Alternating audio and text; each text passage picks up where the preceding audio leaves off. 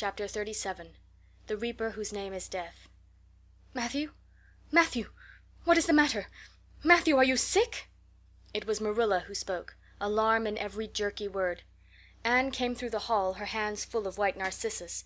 It was long before Anne could love the sight or odor of white narcissus again, in time to hear her and to see Matthew standing in the porch doorway, a folded paper in his hand, and his face strangely drawn and gray. Anne dropped her flowers and sprang across the kitchen to him at the same moment as Marilla. They were both too late. Before they could reach him, Matthew had fallen across the threshold. "He's fainted," gasped Marilla. "Anne, run for Martin. Quick, quick, he's at the barn." Martin, the hired man, who had just driven home from the post office, started at once for the doctor, calling at Orchard Slope on his way to send Mr. and Mrs. Barry over. Mrs. Lynde, who was there on an errand, came too. They found Anne and Marilla distractedly trying to restore Matthew to consciousness. Mrs. Lynde pushed them gently aside, tried his pulse, and then laid her ear over his heart.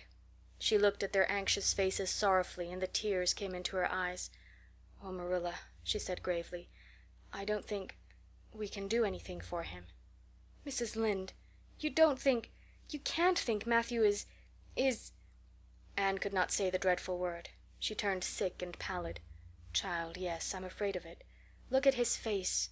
When you've seen that look as often as I have, you'll know what it means." Anne looked at the still face and there beheld the seal of the Great Presence. When the doctor came he said that death had been instantaneous and probably painless, caused in all likelihood by some sudden shock. The secret of the shock was discovered to be in the paper Matthew had held, and which Martin had brought from the post office that morning. It contained an account of the failure of the Abbey Bank. The news spread quickly through Avonlea, and all day friends and neighbors thronged Green Gables and came and went on errands of kindness for the dead and living. For the first time, shy, quiet Matthew Cuthbert was a person of central importance. The white majesty of death had fallen on him and set him apart as one crowned. When the calm night came softly down over Green Gables, the old house was hushed and tranquil. In the parlor lay Matthew Cuthbert in his coffin, his long gray hair framing his placid face, on which there was a little kindly smile, as if he but slept, dreaming pleasant dreams. There were flowers about him, sweet, old-fashioned flowers which his mother had planted in the homestead garden in her bridal days, and for which Matthew had always had a secret, wordless love. Anne had gathered them and brought them to him, her anguished, tearless eyes burning in her white face. It was the last thing she could do for him. The Barrys and Mrs. Lynde stayed with them that night. Diana, going to the east gable where Anne was standing at her window, said gently, "Anne, dear, would you like to have me sleep with you tonight?" "Thank you, Diana." Anne looked earnestly into her friend's face. "I think you won't misunderstand me when I say I want to be alone. I'm not afraid. I haven't been alone 1 minute since it happened, and I want to be. I want to be quite silent and quiet and try to realize it. I can't realize it. Half the time it seems to me that Matthew can't be dead, and the other half it seems as if he must have been dead for a long time, and I've had this horrible dull ache ever since." Diana did not quite understand. Marilla's impassioned grief, breaking all the bounds of natural reserve and lifelong habit in its stormy rush, she could comprehend better than Anne's tearless agony. But she went away kindly, leaving Anne alone to keep her first vigil with sorrow. Anne hoped that the tears would come in solitude. It seemed to her a terrible thing that she could not shed a tear for Matthew, whom she had loved so much and who had been so kind to her. Matthew, who had walked with her last evening at sunset, and was now lying in the dim room below with that awful peace on his brow. But no tears came at first, even when she knelt by her window in the darkness and prayed, looking up to the stars beyond the hills. No tears, only the same horrible dull ache of misery that kept on aching until she fell asleep, worn out with the day's pain and excitement. In the night she awakened, with the stillness and the darkness about her, and the recollection of the day came over her like a wave of sorrow. She could see Matthew's face smiling at her as he had smiled when they parted at the gate the last evening. She could hear his voice saying, my girl that I'm proud of." Then the tears came, and Anne wept her heart out. Marilla heard her and crept in to comfort her. There, don't cry so, dearie. It can't bring him back. It isn't right to cry so. I knew that today, but I couldn't help it then.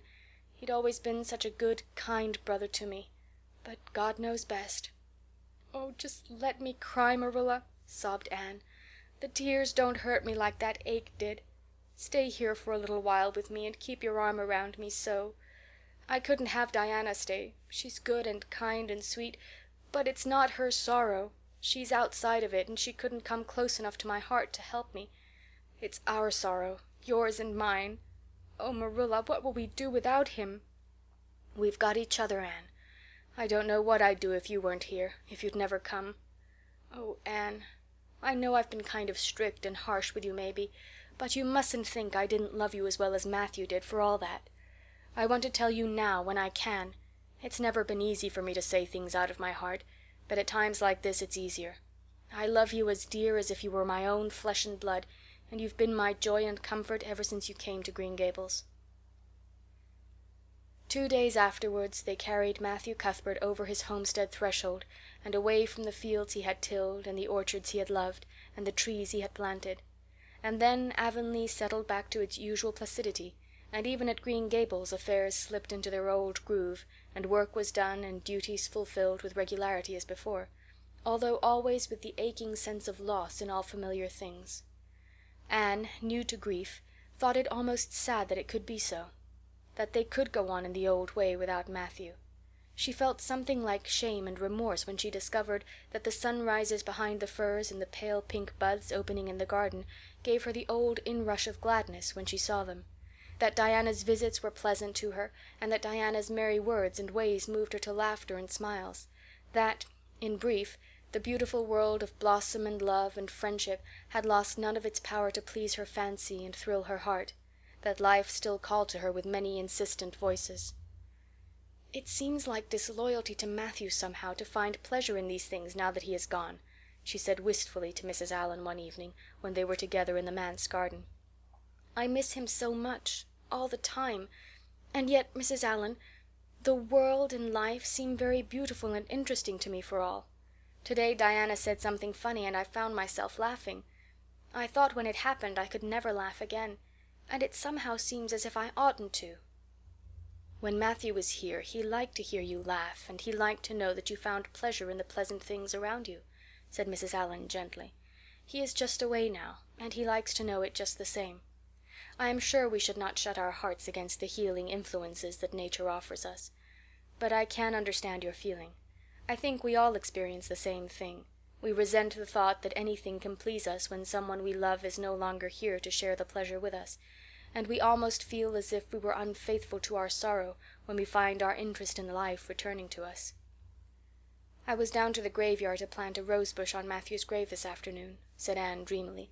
"I took a slip of the little white Scotch rose bush his mother brought out from Scotland long ago. Matthew always liked those roses the best. They were so small and sweet on their thorny stems. It made me feel glad that I could plant it by his grave, as if I were doing something that must please him in taking it there to be near him. I hope he has roses like them in heaven. Perhaps the souls of all those little white roses that he has loved so many summers were all there to meet him. I must go home now. Marilla is all alone and she gets lonely at twilight." "She will be lonelier still, I fear, when you go away again to college," said Mrs. Allan. Anne did not reply. She said good night and went slowly back to Green Gables. Marilla was sitting on the front door steps, and Anne sat down beside her. The door was open behind them, held back by a big pink conch shell, with hints of sea sunsets in its smooth inner convolutions. Anne gathered some sprays of pale yellow honeysuckle and put them in her hair. She liked the delicious hint of fragrance as some aerial benediction above her every time she moved. "Dr. Spencer was here while you were away," Marilla said. "He says that the specialist will be in town tomorrow, and he insists that I must go in and have my eyes examined. I suppose I'd better go and have it over. I'll be more than thankful if the man can give me the right kind of glasses to suit my eyes. You won't mind staying here alone while I'm away, will you? Martin will have to drive me in, and there's ironing and baking to do." "I shall be all right. Diana will come over for company for me. I shall attend to the ironing and baking beautifully. You needn't fear that I'll starch the handkerchiefs or flavor the cake with liniment." Marilla laughed. "What a girl you were for making mistakes in them days, Anne. You were always getting into scrapes. I did used to think you were possessed. Do you mind the time you dyed your hair? Yes, indeed. I shall never forget it, smiled Anne, touching the heavy braid of hair that was wound about her shapely head. I laugh a little now sometimes when I think what a worry my hair used to be to me, but I don't laugh much, because it was a very real trouble then. I did suffer terribly over my hair and my freckles. My freckles are really gone, and people are nice enough to tell me my hair is auburn now, all but Josie Pye. She informed me yesterday that she really thought it was redder than ever, or at least my black dress made it look redder, and she asked me if people who had red hair ever got used to having it. Marilla, I've almost decided to give up trying to like Josie Pye. I've made what I would once have called a heroic effort to like her, but Josie Pye won't be liked. Josie is a Pye, said Marilla sharply, so she can't help being disagreeable. I suppose people of that kind serve some useful purpose in society, but I must say I don't know what it is, any more than I know the use of thistles. Is Josie going to teach? No, she is going back to Queen's next year. So are Moody Spurgeon and Charlie Sloane. Jane and Ruby are going to teach, and they have both got schools. Jane at Newbridge and Ruby at some place up west. Gilbert Blythe is going to teach too, isn't he? Yes, briefly. What a nice-looking fellow he is, said Marilla absently. I saw him in church last Sunday, and he seemed so tall and manly. He looks a lot like his father did at the same age. John Blythe was a nice boy. We used to be real good friends, he and I. People called him my beau. Anne looked up with swift interest. Oh, Marilla! And what happened? Why didn't you— We had a quarrel. I wouldn't forgive him when he asked me to. I meant to after a while, but I was sulky and angry, and I wanted to punish him first. He never came back. The Blythes were all mighty independent. But I always felt rather sorry. I've always kind of wished I'd forgiven him when I had the chance. So you've had a bit of romance in your life, too, said Anne softly. Yes, I suppose you might call it that. You wouldn't think so to look at me, would you? But you never can tell about people from their outsides. Everybody has forgotten about me and John. I'd forgotten myself. But it all came back to me when I saw Gilbert last Sunday.